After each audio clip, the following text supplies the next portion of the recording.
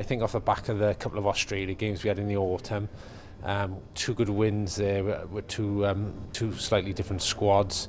Probably showing the bit of depth we got at this age group now. We've got to run about 16 of those players actually, which featured over those two games coming back into the squad.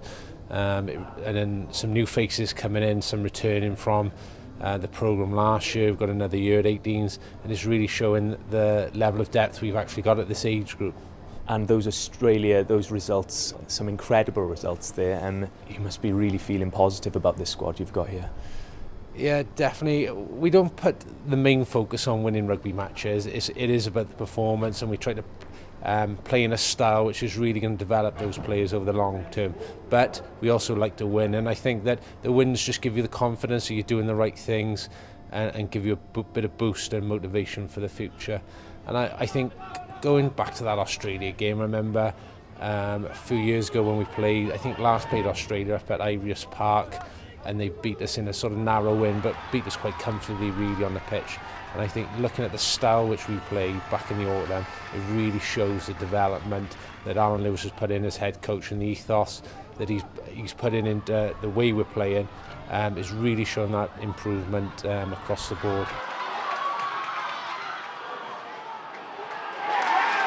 We've got a bit of a warm-up game. We always play Leicester Academy, and we got that up in Welford Road, and I think that's a great rugby stadium. So it's a real treat, I suppose, for the boys to go up there and play a game of rugby. Then two big tough games, France away, just outside Paris. I think it's on the day which the last day of the Six Nations actually. So a big weekend of rugby, and then we're really looking forward to England coming down, playing us in Nice. Nice become a bit of a home venue for us this year, and again it's a nice rugby ground. We're really hoping that the crowd turn out and hopefully put a big performance in against the old enemy.